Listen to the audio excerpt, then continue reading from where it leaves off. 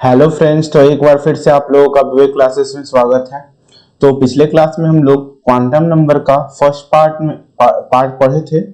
उसमें हम लोग टाइप्स ऑफ क्वांटम नंबर के बारे में पढ़े थे। टाइप्स ऑफ क्वांटम नंबर हमारा क्या क्या था?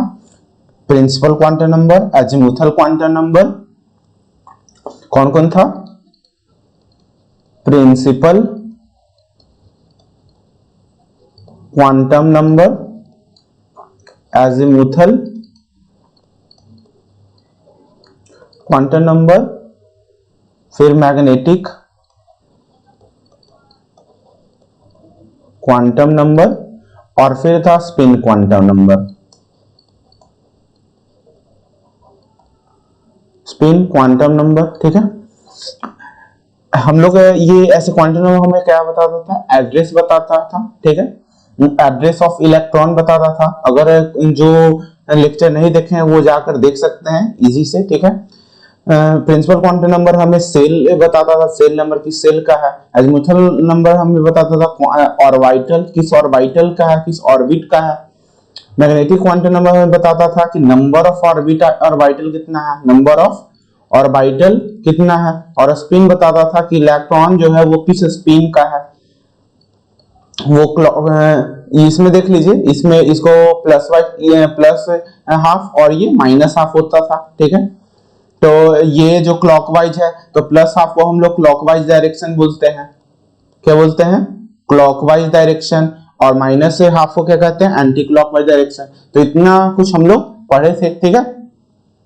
आज हम लोग कुछ कुछ इंपॉर्टेंट पॉइंट इसमें देखेंगे कि इसमें है क्या, और देखेंगे थ्योरी पार्ट है इसमें अब, और कुछ थ्योरम है वो देखेंगे हम लोग। सबसे पहले हम लोग देखते हैं कि ऑर्बिटल क्या होता है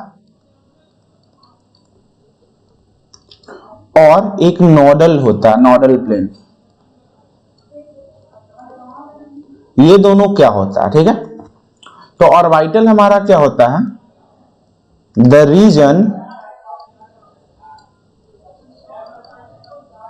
or zone where the probability of finding the electron is maximum।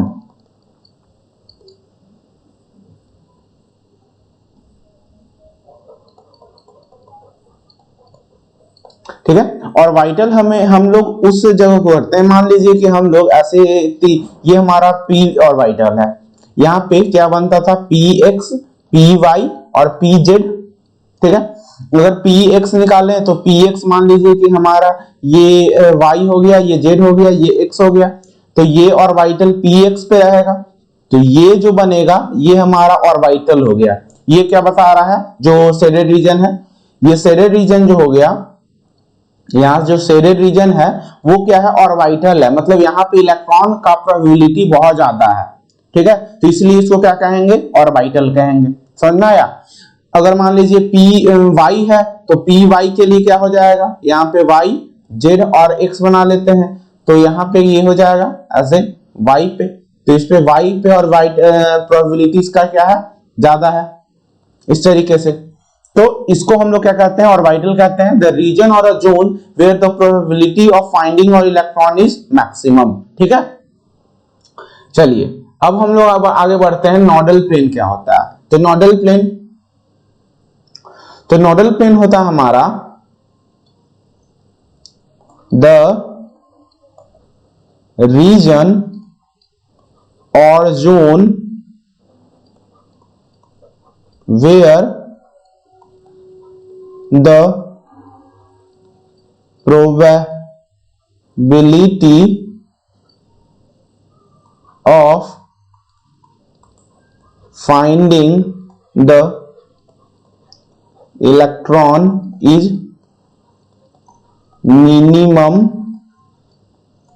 और जीरो, ठीक है।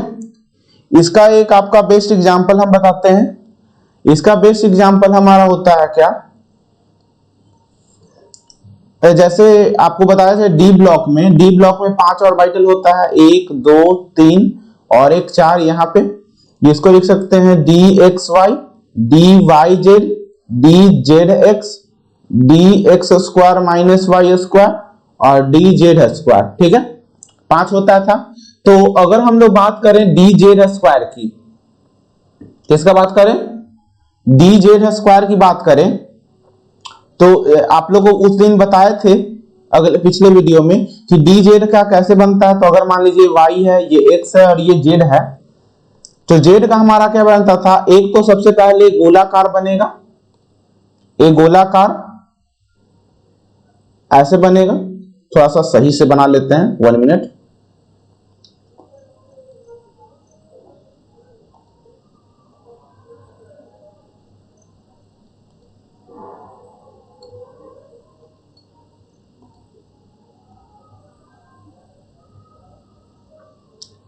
ये बन गया, इसको मान लीजिए y है, ये z है और ये x है, ठीक है।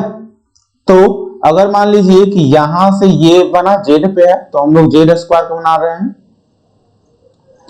तो हमारा इलेक्ट्रॉन इसमें 2 तरीके से बन जाएगा। यहाँ पे ये जो रीजन है जो ब्लू से किया हुआ है, वो तो हमारा ऑर्बिटल देगा, लेकिन अगर हम लोग बात करें इसका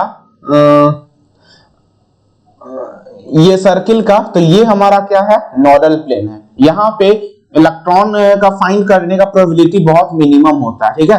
तो इसका एक बेस्ट एग्जांपल है dz², ठीक है। इसमें ये क्या देता है, नोडल प्लेन देता है। ये आप लोगों को ध्यान में रखना होगा, ठीक है। VVI, यहाँ पे VVI वेरी वेरी इंपॉर्टेंट का मार्क लगा लीजिए, ठीक है। ये 2 चीज समझ में आ गया, ऑर्बिटल और नोडल प्लेन क्या होता है, ठीक है। अब हम लोग आगे बढ़ते हैं कि क्या है। तो अब हम लोग कुछ 2-3 रूल है हमारा, उस पे हम लोग आगे बढ़ते हैं। तो सबसे पहला रूल है हमारा हुन्स रूल। क्या है, हुन्स रूल। तो हुन्स रूल हमारा क्या कहता है, तो according to this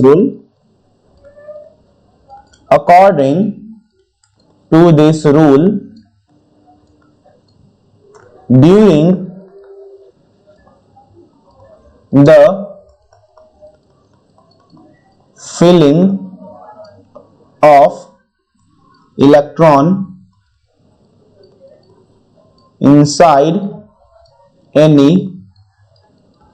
orbital, the electron are filled in such a way that each orbital will get at least 1 electron, and then pairing will start। ये बहुत इंपॉर्टेंट रूल है, ठीक है, इसको अच्छे से समझिएगा। इसमें बोला जा रहा है according to this rule feeling of electron. मान लीजिए कि हम लोग सोडियम लेते हैं, सोडियम एक एलिमेंट है, उसको हम लोग फिल करते हैं, तो क्या होता है 1s2 2s2 2p6 3s1, इस तरीके से फिल हो रहा है, ठीक है। तो मान लीजिए कि हम लोग इसमें फिल करते हैं, तो मान लीजिए इसमें 6 इलेक्ट्रॉन है, 6 इलेक्ट्रॉन है, और p में हम लोग कितना ऑर्बिटल होता था, 3 ऑर्बिटल होता था, ठीक है। तो अगर हम लोग इसमें इलेक्ट्रॉन भर रहे हैं, तो पहला इलेक्ट्रॉन ऐसे आएगा, तो और दूसरा इलेक्ट्रॉन ऐसे आएगा और तीसरा इलेक्ट्रॉन ऐसे आएगा। तो सबसे पहले तीनों ऑर्बिटल में एक एक इलेक्ट्रॉन डालेंगे, फिर जाकर हमारा जब तीनों में एक एक इलेक्ट्रॉन चला जाएगा, तब हमारा क्या होगा, पेयरिंग स्टार्ट होगा। फिर पहले में पेयर होगा, फिर दूसरे में पेयर होगा, फिर तीसरे में पेयर होगा। तो हुन्स रूल हमारा यही कहता है कि जब कभी भी हमारा इलेक्ट्रॉन ऑर्बिटल में फिल हो रहा है, तो सबसे पहले सिंगल ऑर्बिटल जाएगा सब में, मतलब एटलीस्ट 1 इलेक्ट्रॉन सभी ऑर्बिटल में होना चाहिए, उसके बाद सब में पेयर होगा। ऐसा नहीं है कि अगर मान लीजिए इसमें हमने डाल दिए, तो इस तरीके से नहीं होना चाहिए कि मान लीजिए एक डाल दिए, दूसरा, तीसरा, चौथा, तो ये हमारा तरीका गलत हो जाएगा, ये तरीका हमारा क्या हो जाएगा, गलत हो जाएगा, ठीक है, समझ में आया। तो ये बात हम लोग को ध्यान में रखना होगा। तो हुन्स रूल पहला स्टेटमेंट क्या था? According to this rule during the filling of electron inside any orbital electron are filled in such a way that each orbital will get at least one electron then the pairing will start. एकदम simple चीज है, ठीक है, कि अगर कोई orbital है तो ऑर्बिटल में पहले इलेक्ट्रॉन अगर फिल हो रहा है तो सिंगल सिंगल सिंगल ऑर्बिटल में फिल होगा इलेक्ट्रॉन और उसके बाद पेयरिंग स्टार्ट होगा। तो ये हमारा सबसे इंपॉर्टेंट रूल था। फिर इसमें एक और पॉइंट ज्वाइन किया गया है, Hund's rule. Hund's rule also explain that the half filled orbital or full filled orbital are more stable than neither fulfilled और half filled। ये रूल भी काफी इंटरेस्टिंग है। मतलब हुन्स रूल तो पहला तो ये बोला कि पहले सिंगल सिंगल पेयरिंग होना चाहिए फिर डबल पेयरिंग होगा। दूसरा रूल इसका ये कहता है क्या कि अगर कोई हुन्स रूल के अकॉर्डिंग हमारा फिल हो रहा है ऑर्बिटल में, तो मान लीजिए P6 ले लेते हैं, ठीक है, तो P6 में हमारा क्या हो जाएगा, 6 इलेक्ट्रॉन भरेगा। तो 1 2 3 4 5 6 ये हमारा क्या है, फुलफिल्ड है। क्या है? फुल फिल्ड है। यही हम लोग P3 की बात करें तो ये क्या हो जाएगा हमारा 1 2 3, तो ये हाफ फिल्ड हो जाएगा। और हम लोग एक और एग्जांपल ले लेते हैं, मान लीजिए P4 ले लेते हैं, तो 1 2 3 और ये 4 इलेक्ट्रॉन भरा, तो ये क्या है, neither fulfilled nor half filled. ठीक है, तो हुन्स रूल हमारा क्या कहता है कि वैसा ऑर्बिटल जो पूरी तरह हाफ फिल्ड हो या फुलफिल्ड हो, तो वो ऑर्बिटल जो होगा वो ज्यादा स्टेबल होगा देन नाइदर फुलफिल्ड और हाफ फिल्ड। मतलब वैसा ऑर्बिटल जो ना ही वो फुलफिल्ड है ना ही वो हाफ फिल्ड है, तो वो ऑर्बिटल काफी अनस्टेबल होता है। ये जो होगा लास्ट वाला जो हम लोग P4 लिखे हैं, P4 जो होगा ये जो होगा अनस्टेबल होगा, हाईली अनस्टेबल, और ये दोनों जो होगा अस्टेबल होता है। तो अगर कभी भी इलेक्ट्रॉनिक कॉन्फ़िगरेशन हम लोग करते हैं तो हम लोग ये ध्यान रखते हैं कि वो जो एलिमेंट है वो क्या होना चाहिए, या तो फुलफिल होना चाहिए या तो हाफ फिल होना चाहिए, तब वो ज्यादा स्टेबल रहेगा। और ये अगर ना ही हाफ फिल है ना ही फुलफिल है तो वो अनस्टेबल रहता है। तो इस तरीके से हम लोग ये समझ सकते हैं। ठीक है, ये आप लोग को ध्यान में रखना होगा। तो हम लोग हुन्स रूल में 2 रूल पढ़े। पहला रूल ये पढ़े कि अगर कोई ऑर्बिटल में इलेक्ट्रॉन फिल हो रहा है तो पहले सिंगल सिंगल सिंगल सभी ऑर्बिटल में जाएगा, फिर डबल होगा, तब पेयरिंग शुरू होगा। और दूसरा रूल हम लोग ये पढ़े कि हमारा जो ऑर्बिटल है वो या तो फुलफिल्ड होना चाहिए या तो हाफ फिल्ड होना चाहिए। अगर ये दोनों केस नहीं है तो वो क्या होगा, अनस्टेबल होगा। ठीक है, इतना समझ में आ गया। अब हम लोग आगे बढ़ते हैं ऑफ बॉ प्रिंसिपल की ओर। कौन से प्रिंसिपल? ऑफ बॉ प्रिंसिपल।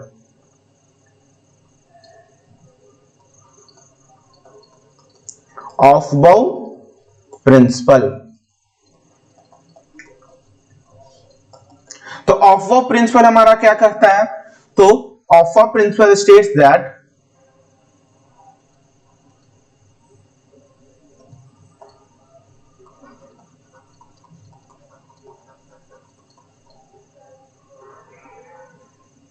ऐसे लिख लेते हैं, according to this principal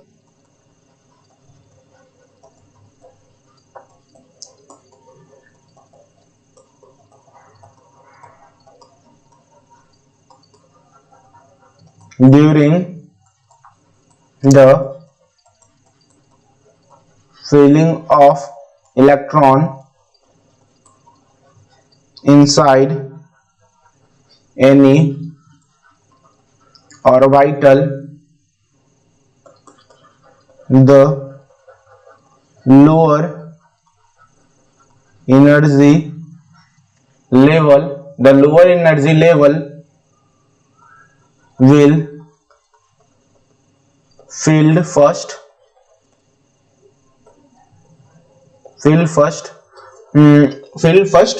According to this principle,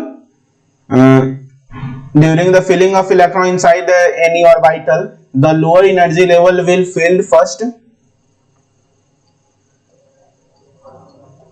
followed by higher energy level. ये काफी इंपॉर्टेंट है और इसी के साथ हम लोग क्या करते हैं, इलेक्ट्रॉनिक कॉन्फ़िगरेशन शुरू करते हैं, पढ़ाई करते हैं, ठीक है। अगर ये चीज हमें नहीं आता तो हम लोग इलेक्ट्रॉनिक कॉन्फ़िगरेशन नहीं कर सकते हैं, ठीक है।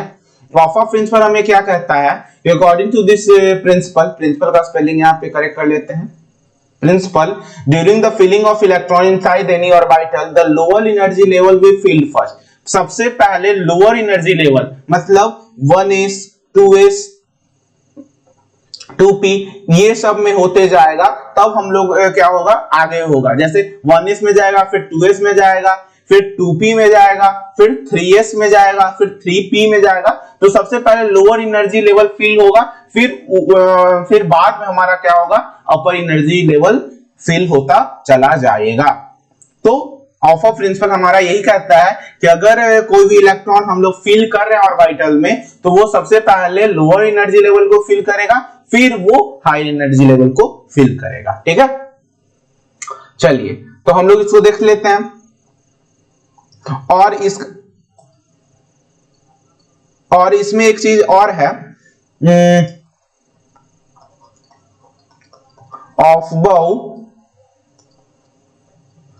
ऑफबाउ लिख लेते हैं। Aufbau was a famous scientist,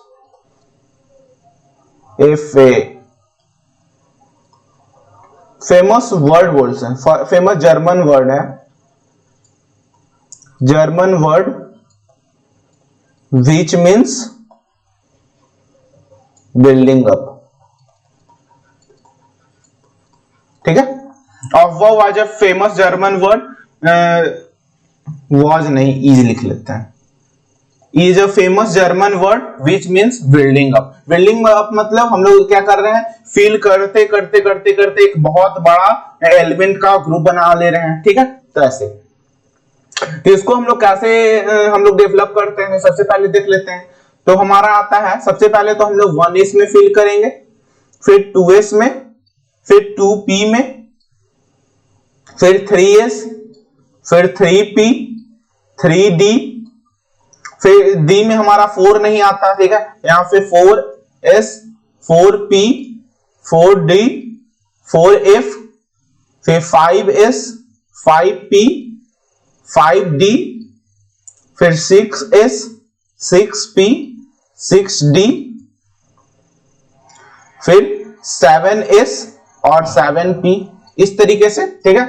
अब हम लोग देखते हैं कैसे हमारा इलेक्ट्रॉन फील होता है। तो इलेक्ट्रॉन फील होगा हमारा, अब हम जानते हैं कि s में 2 इलेक्ट्रॉन, तो 2 2 लगा दीजिए सब पे। p में 6 इलेक्ट्रॉन, d में हमारा 10 इलेक्ट्रॉन होता है। अगर ये आपको पता नहीं कि d में 10 इलेक्ट्रॉन क्यों होता है, तो आप पिछला लेक्चर देख सकते हैं, ठीक है। अब हम लोग कैसे फिल करेंगे, तो ये डायरेक्शन आप लोग को याद रखना होगा। ऐसे, ये ऐसे आया, फिर ये डायरेक्शन ऐसे जाएगा और फिर हम लोग ऐसे आएंगे, फिर ये डायरेक्शन इस तरीके से आएगा, फिर हम लोग ऐसे जाएंगे, फिर ये ऐसे आएगा और फिर हम लोग ऐसे आएंगे, फिर ये ऐसे आएगा, फिर हम लोग ऐसे आएंगे। ये डायरेक्शन काफी इंपॉर्टेंट है, ये आप लोग ध्यान में रखिएगा, ठीक है। हमेशा ऊपर की ओर आना है। तो ये हमारा बहुत इंपॉर्टेंट वीवीआई हो गया, इलेक्ट्रॉनिक कॉन्फ़िगरेशन की से लेकर, अगर मान लीजिए किसी को इलेक्ट्रॉनिक कॉन्फ़िगरेशन नहीं आता है तो इस तरीके से आप लोग यहाँ से सीख सकते हैं आसानी से। तब देखिए आप लोग को एक क्वेश्चन करके दिखाते हैं हम। जैसे मान लीजिए कि अभी हम लोग सोडियम का लिए थे, तो सोडियम का ही एक और कर लेते हैं, किसी को नहीं आता होगा तो वो जान लेगा, ठीक है। मान लीजिए सोडियम, तो सोडियम के पास कितना इलेक्ट्रॉन, एलिमेंट वो 11 है, मतलब एटॉमिक नंबर उसका 11 होता है। तो सबसे पहले शुरू करेंगे यहां से 1s से, तो 1s में कितना इलेक्ट्रॉन, 2 इलेक्ट्रॉन, तो ये पूरा फिल हो जाएगा 1s2। फिर आएंगे 2s2 में, तो ये 2s2, तो कितना इलेक्ट्रॉन फिल हो गया, 4 इलेक्ट्रॉन। फिर आएंगे हम लोग 2p6 में, तो कितना हो गया 10 इलेक्ट्रॉन, हमारा बच कितना रहा है 11 इलेक्ट्रॉन। अब हम लोग आएंगे 3s2 में, तो 3s2 में तो 2 इलेक्ट्रॉन है, लेकिन हमें चाहिए कितना, 1 इलेक्ट्रॉन, तो यहां पे हम लिखेंगे 3s1। यहां 3s2 नहीं लिख देगा कोई, ठीक है, ये गड़बड़ हो जाएगा। 3s2 कब लिखेंगे, मैग्नीशियम में, उसमें 12 इलेक्ट्रॉन होता है, समझ आया। तो सोडियम के केस में हम लोग कितना लेंगे 11 इलेक्ट्रॉन के लिए, 1s2, 2s2, 2p6, 3s1, समझ में आया। तो किस तरीके से फिल हो रहा है ये हम लोग को पता चल गया, ठीक है। अब हम लोग देखते हैं, मान लीजिए कि कैल्शियम का कोई दे दिया, तो कैल्शियम का हम लोग कैसे लिखाएंगे, कैल्शियम कितना होता है 20 होता है, तो कैल्शियम का हो जाएगा हमारा, एक बार आप लोग नोट कर लीजिए और फिर एक बार बनाकर देख लीजिएगा, ठीक है।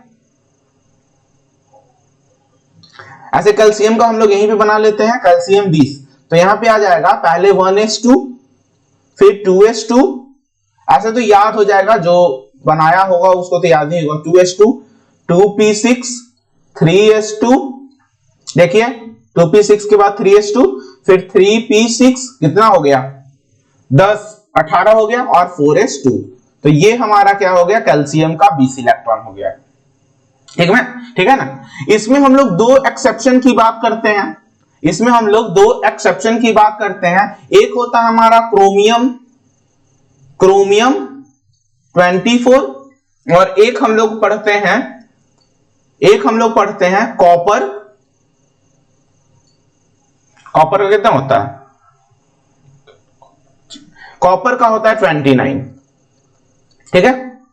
निकेल, कॉपर, जिंक, जिंक का 30, तो कॉपर का 29, तो क्रोमियम का और इसका ये एक्सेप्शन केस है, ठीक है, एक्सेप्शन लिख लीजिए, ठीक है। अब देखिए सबसे पहले सिंपल इसको ग्राउंड स्टेट में लिख लेते हैं, ग्राउंड स्टेट में सिंपल जो हमें पता है, तो इसका 24, तो क्या हो जाएगा 1s2, 2s2, 2p6, 3s2, 3p6, 4s2,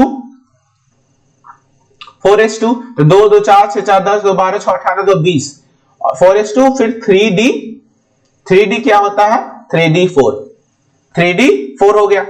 अब देखिए यहां पे हमारा क्या होता है, ये दोनों की बात करते हैं, तो अगर मान लीजिए यहां पे केस आता है कि अगर 4s2 जो है हमारा, इसको थोड़ा सा और नीचे लिख लेते हैं ऐसे, 3p6, 4s2 और 3d4, ठीक है, इस तरीके से, नहीं ऊपर दिख नहीं रहा होगा आप लोगों को। चलिए तो यहां पे ये दोनों को देख लेते हैं, तो यहां पे अगर मान लीजिए कि 4s जो है वो अपना एक इलेक्ट्रॉन निकाल कर ये 3d को दे देता है, तो अगर मान लीजिए कि यहां पे कैसे बनेगा, इसके लिए बन जाएगा हमारा 4s ये मान लीजिए और 3d ये मान लीजिए, तो इसमें 2 इलेक्ट्रॉन अभी दिया हुआ है और इसमें ये 5 सेल है हमारा, तो 1 2 3 4, ठीक है।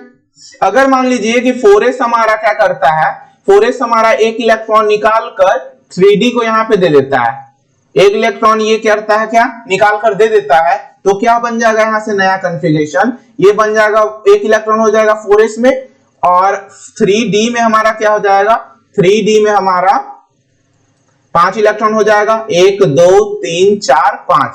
तो हम लोग यहां से जान सकते हैं कि अकॉर्डिंग टू हुम्स रूल क्या हो जाएगा, ये हमारा क्या हो जाएगा, स्टेबल हो जाएगा, ये हमारा क्या हो जाएगा, स्टेबल हो जाएगा, और ये अनस्टेबल है, ये हमारा क्या है, अनस्टेबल है, इसलिए हम लोग इसको, ये हमारा एक्सेप्शन केस है, हम लोग क्या करते हैं 4s2 को यहाँ पे 4s1 कन्वर्ट कर देते हैं, एक इलेक्ट्रॉन 3d में भेजकर। तो ये हमारा ग्राउंडेड स्टेट है, और ये हमारा एक्साइटेड स्टेट में क्या हो जाता है, यहाँ पे एक्साइटेड स्टेट में हम लिख सकते हैं एक्साइटेड स्टेट में हमारा बन जाता है, ये सब तो पूरा सेम रहेगा 1s2 2s2 2p6 3s2 3p6, लेकिन ये 4s1 और 3d5 हो जाता है। तो ये हमारा करेक्ट इलेक्ट्रॉनिक कॉन्फ़िगरेशन है क्रोमियम का। ठीक है, तो क्रोमियम में ये याद रखना चाहिए। ठीक है कि इसका इलेक्ट्रॉनिक कॉन्फ़िगरेशन ग्राउंड स्टेट में गलत रहता है, गलत नहीं, वो अनस्टेबल है, इसीलिए हम लोग स्टेबल करके लिखते हैं। क्यों स्टेबल नहीं होता ये भी हम लोग बता कर लिए। अब है हम लोग का कॉपर का, तो कॉपर का देख लेते हैं। तो कॉपर 29 Cu29, तो यहां पे लिख लेते हैं इसका 1s2 2s2 2p6 3s2 3p6 4s2 3d8 नहीं 9। ठीक है, तो यहां भी देख ले तो 4s2 में 4s और 3d9, तो 1 2 3 4 5 6 7 7 8 और 9 ऐसे इलेक्ट्रॉन है। और 4s2 में 2 इलेक्ट्रॉन है, हमारा 2 इलेक्ट्रॉन है, दोनों का साइन अलग होना चाहिए। तब मान लीजिए कि यहां भी सेम ये क्या करता है, एक इलेक्ट्रॉन ये दे देता है, एक इलेक्ट्रॉन देगा तो न्यू कॉन्फ़िगरेशन, ये ग्राउंड स्टेट में था तो एक्साइटेड स्टेट में क्या हो जाएगा, ये हो जाएगा आपका 1 2 3 4 5, तो 1 2 3 4 5 6 7 8 9 10, और ये हो जाएगा हमारा 4s, तो एक इलेक्ट्रॉन, तो 4s में एक इलेक्ट्रॉन 3d में, तो 4s1 हो जाएगा 3d10 हो जाएगा।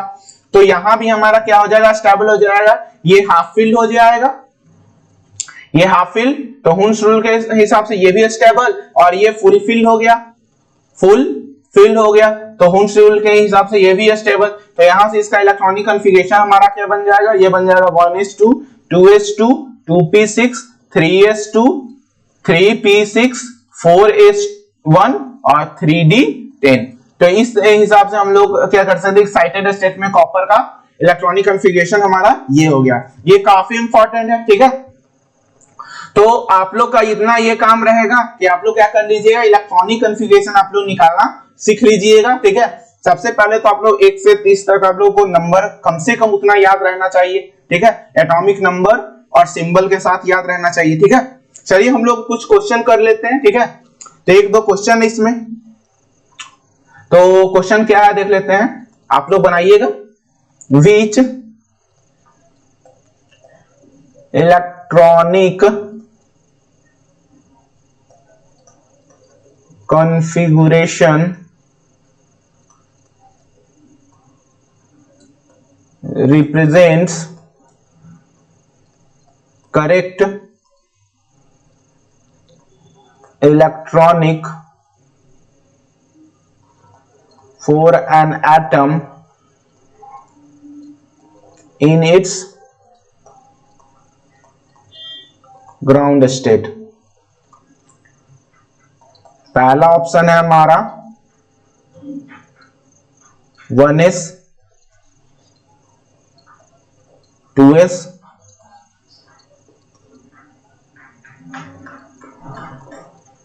2p।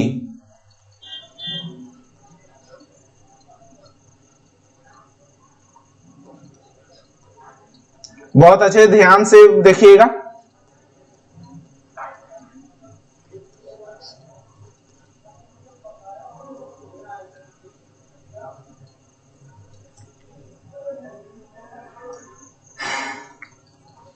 ये सब काफी इंपॉर्टेंट क्वेश्चन है।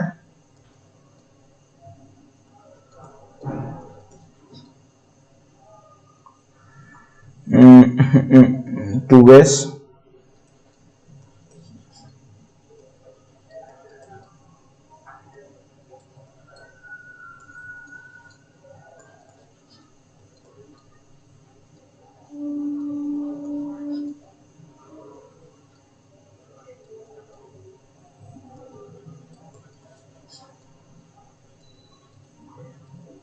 चलिए इसको जल्दी से बताइए क्या होगा इसका आंसर।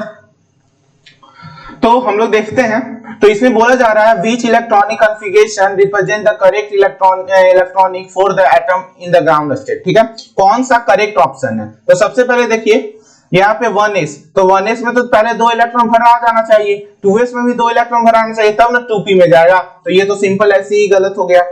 फिर अगर यहाँ पे देखें 1s में चला गया है, 2s में चला गया है, लेकिन सबसे पहले 2p में जाएगा तब ना 3s में जाएगा, तो ये भी गलत हो गया हमारा। तो आप लोग क्या बताया गया, हाउसऑफ प्रिंसिपल क्या कहता है कि सबसे पहले लोअर एनर्जी लेवल भरेगा फिर अपर एनर्जी लेवल जाएगा, लेकिन यहाँ पे तो गलत हो गया ये, ठीक है। अब देखिए, अब है 1s 2s 2p, तो 1s सही है, 2s सही है और 2p सही है। आप लोग को लगेगा कि ये गलत हो सकता है क्योंकि ये स्पिन उल्टा दिया, नहीं, तो अगर इसमें सेम स्पिन नहीं ना दिया हुआ है, अगर मान लीजिए इलेक्ट्रॉन फिल हो रहा है तो आप एंटी क्लॉकवाइज भरे चाहे क्लॉकवाइज भरे, उससे कोई मतलब नहीं है, बस इससे मतलब है कि सेम ऑर्बिटल में सेम स्पिन का इलेक्ट्रॉन नहीं होना चाहिए, अलग तरह का तो हो ही सकता है, चाहे कोई भी पहले आए उसे कोई मतलब नहीं है। तो ये हमारा क्या हो जाएगा, सही ऑप्शन हो जाएगा। और ये हमारा क्या है, गलत ऑप्शन है, क्यों, क्योंकि ये दोनों तो सही है लेकिन यहाँ पे देखिए दोनों एक ही साथ आ गया है, तो ये भी हमारा क्या हो जाएगा, गलत हो जाएगा। तो हमारा करेक्ट ऑप्शन क्या हो जाएगा, 3 हो जाएगा। समझ में आया, अच्छा लगा। चलिए एक क्वेश्चन और करते हैं हम लोग, अच्छा सा एक क्वेश्चन है हमारा, क्या, हाँ ये वाला,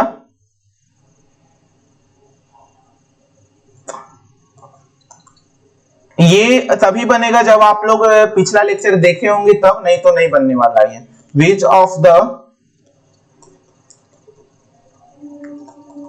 फॉलोइंग इज अ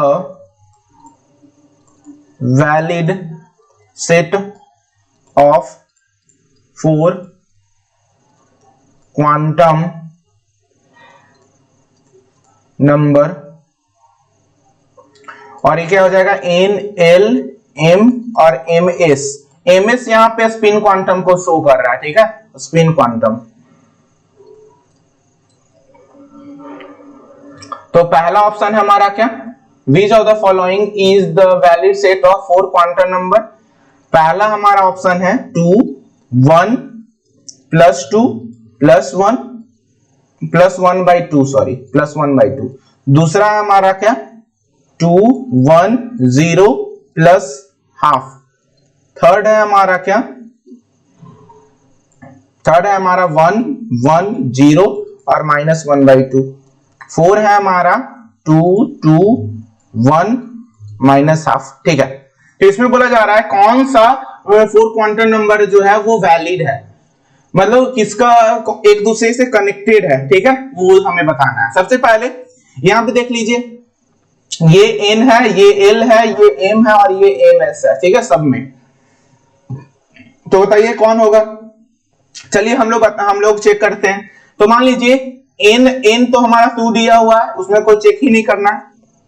l क्या होना चाहिए, n-1, तो n-1 कौन सा है, तो n-1 2 -1 1 2 -1 1 1 -1 0, तो ये तो ऐसे निकल गया। और 2 n not equal to n, ये कभी नहीं हो सकता, azimuthal quantum number equal to principal quantum number, ये कभी हो ही नहीं सकता, तो ये दोनों तो ऐसे ही हमारा निकल गया, ठीक है। अब देखते हैं, तो ये हमारा तो दोनों सही है। अब हम लोग m की बात करते हैं, तो m क्या होता है, m होता है हमारा प्लस माइनस l, तो n तो हमारा l तो हमारा 1 है, तो ये हो जाएगा प्लस माइनस 1, तो ये हो जाएगा -1 0 और 1। यहाँ ऊपर में देखिए कि ये हमारा +2 आ रहा है, तो ये हमारा निकल गया, तो हमारा सही ऑप्शन क्या हो जाएगा, 2 हो जाएगा। और ये तो हमेशा सभी ही रहने वाला है, कोई दिक्कत नहीं है उसमें, प्लस रहे चाहे माइनस रहे, कोई एक होना चाहिए, ठीक है। तो ये हमारा क्या हो गया, सही ऑप्शन हो गया। तो इस तरीके से हम लोग चेक कर सकते हैं। एक ऐसा क्वेश्चन और लेते हैं हम लोग, हाँ ये क्वेश्चन लेते हैं हम लोग।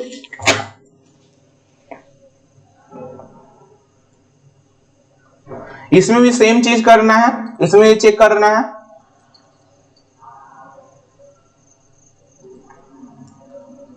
Which of the following is not a valid set of 4 quantum number. अब इसमें चेक करना है कौन नहीं है, कौन स्टेट ऑफ क्वांटम नंबर नहीं है, तो आप लोग समझ में आ गया कैसे बनेगा। तो ये आप लोग अब कर सकते हैं 3 1 -1 बी में 2 0 0 प्लस हाफ, सी में 1 1 0 प्लस हाफ, और डी में हमारा क्या हो जाएगा, डी हम लोग नीचे लिख लेते हैं ताकि यहां पे सॉल्यूशन कर सकें। डी हमारा हो जाएगा 2 1 0 और माइनस हाफ। ठीक है, तो अब देखिए इसमें चेक करते हैं कौन है क्यों कौन नहीं है। ठीक है, तो यहां पे हम लोग सिंपली देख रहे हैं, यहाँ 3 है तो यहाँ n है, ये l है, ये m है और ये ms है। ठीक है, तो यहां से n l equal to n minus 1 होता है, n माइनस 1, तो ये 3, तो ये हो जाएगा। ठीक है, तो कौन नहीं हो सकता, ये नहीं हो सकता है। ठीक है, ये हो सकता है, बाकी छोटा उससे हो सकता है, कोई दिक्कत नहीं है। अब हमें ये करना है कि ये l तो सबका सही है, l तो सही है, बस ये c गलत हो गया। अब हम लोग देखते हैं कि m जो होता है वो क्या होता है, प्लस माइनस l होता है, प्लस माइनस क्या होता है, l होता है। तो m देखें तो इसमें क्या होता है, इसमें चेक करें तो क्या हो जाएगा, ये हो जाएगा प्लस माइनस 1, तो ये हो जाएगा -1 0 और 1, तो ये हमारा करेक्ट ऑप्शन हो गया। ठीक है, अगर हम लोग देख, अच्छा नॉट वैलिड सेट, ये तो सही हो गया ना, अगर ये गलत है तो यही तो हमारा ऑप्शन है, अगर ये गलत है तो यही तो हमारा ऑप्शन है। क्या बोला जा रहा है, फॉलोइंग नॉट वैलिड सेट, मतलब ये नहीं होना चाहिए, कौन नहीं है, मतलब ये नहीं है, तो यही आंसर हो गया हमारा, सी आंसर हो गया हमारा। ठीक है, अच्छे देखे ही नहीं। ठीक है, बाकी तो सब अपने आप सही ही रहेगा। ठीक है, तो इस तरीके से हम लोग कुछ क्वेश्चन भी कर लिए। ठीक है, चलिए हम लोग आगे बढ़ते हैं। ठीक है, आगे हम लोग एक और सा थ्योरम हमारा, वो हमारा क्या कहता है, poly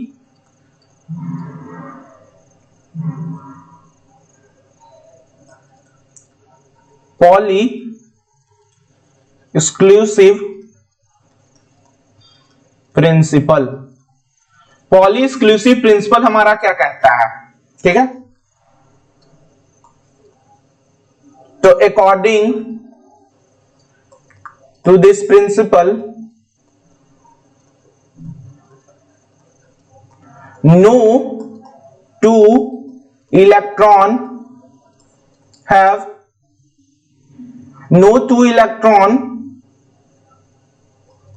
inside any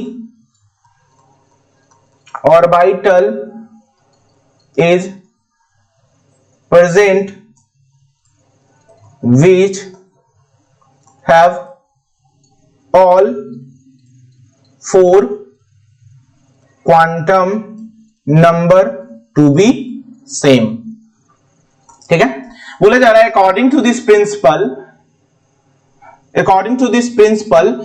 no 2 electron inside any orbital is present which have all 4 quantum number to be same. इसका मतलब क्या होता है कि अगर मान लीजिए कि यहाँ पे हम लोग लिख दिए 3p है, 3p में हमारा 3 इलेक्ट्रॉन है, यहाँ पे मान लीजिए 6 इलेक्ट्रॉन है, 1 2 3 4 5 6। ठीक है, तो अगर हम लोग इस ऑर्बिटल की बात करते हैं, इसमें 2 इलेक्ट्रॉन है हमारा, तो अगर मान लीजिए कि इसका n तो हमारा क्या हो जाएगा, 3 हो जाएगा, p हमारा क्या हो जाएगा, 1 हो जाएगा। ठीक है, ये तो हमारा सही है, p मतलब l, एजीमुथल क्वांटम नंबर हमारा सेम हो जाएगा, m हमारा सेम हो सकता है -1 0 1, तो ये हमारा सेम हो सकता है, लेकिन ms हमारा क्या होगा, ये अलग होगा। ये क्या होगा, स्पिन क्वांटम नंबर हर एक इलेक्ट्रॉन का क्या होता है, अपना अपना होता है। अगर मान लीजिए इसकी बात करते हैं तो इसका क्या हो जाएगा, प्लस हाफ हो जाएगा, लेकिन इसका क्या हो जाएगा, माइनस हाफ हो जाएगा। तो अगर किसी ऑर्बिटल में अगर 2 इलेक्ट्रॉन है तो उसका चारों क्वांटम नंबर सेम नहीं हो सकता। l हमारा सेम हो सकता है, n हमारा सेम हो सकता है, m हमारा सेम हो सकता है, लेकिन स्पिन क्वांटम नंबर कभी भी सेम नहीं होगा किसी भी इलेक्ट्रॉन का सेम ऑर्बिटल में। ठीक है, तो ये हमारा यही एक्सक्लूसिव प्रिंसिपल हमारा कहता है कि अगर कोई भी ऑर्बिटल है उसमें 2 इलेक्ट्रॉन अगर रखा हुआ है तो दोनों इलेक्ट्रॉन का कभी भी क्वांटम नंबर, चारों क्वांटम नंबर सेम नहीं होगा। n principal quantum number, l azimuthal quantum number, m spin magnetic quantum number same होगा, लेकिन स्पिन क्वांटम नंबर कभी भी सेम नहीं होगा, उसका डायरेक्शन हमेशा उल्टा ही रहेगा, ऑपोजिट रहेगा। ठीक है, तो यही हमारा एक्सक्लूसिव पॉली एक्सक्लूसिव प्रिंसिपल बताता है। ठीक है, चलिए ये समझ में आ गया। तो पॉली एक्सक्लूसिव प्रिंसिपल बहुत इंपॉर्टेंट था। ठीक है, एक हमारा लास्ट रूल जो है वो क्या है, आज का लास्ट सेशन का लास्ट रूल है n plus L rule. n plus L rule क्या होता है? ठीक है, तो according to this rule,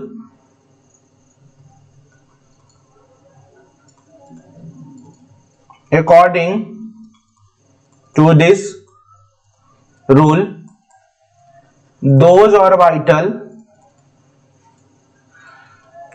whose n plus l value is lesser will be preferred first,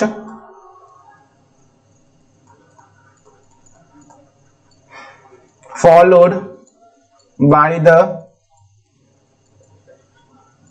higher n plus l value. मतलब क्या बोला जा रहा है कि अगर कोई ऑर्बिटल है, अगर उसका n प्लस एल रूल जिसका छोटा होगा उसमें इलेक्ट्रॉन पहले जाएगा, ठीक है, और जिसमें n प्लस रूल जिसका ज्यादा रहेगा उसमें इलेक्ट्रॉन बाद में जाएगा। इसका मतलब क्या हुआ कि मान लीजिए हम लोग दिए हुए हैं 1s2 2s2 2p6, तो सबसे पहले किस में जाएगा? 1s में, फिर 2s में, फिर 2p6 में। क्यों? क्योंकि 1s, अगर 1s मतलब n का वैल्यू 1 है, l का वैल्यू 0 है, तो n प्लस l वैल्यू क्या हो गया? इसका 1 हो गया। लेकिन अगर 2s की बात करें तो इसका n का वैल्यू क्या है? 2 है, और l का वैल्यू तो इसमें भी 0 है, तो n प्लस l का वैल्यू क्या हो गया? इसमें 2 हो गया।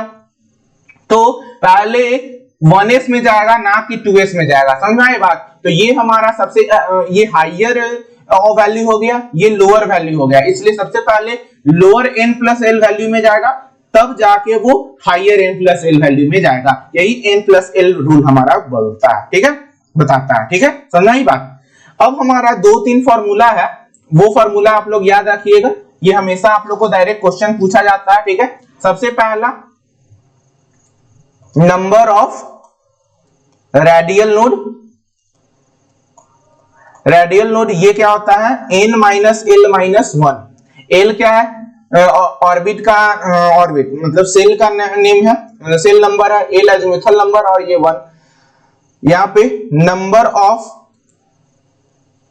एंगुलर नोड ये एल होता है, और total number of radial and angular node किसके बराबर होता है? तो n minus L minus 1 plus l, तो l से l कट जाएगा तो ये बचेगा n माइनस 1।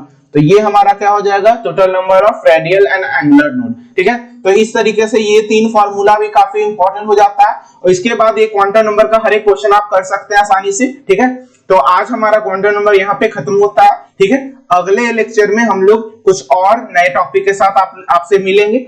यहां तक आपसे आप लोग पढ़ते रहिए। धन्यवाद।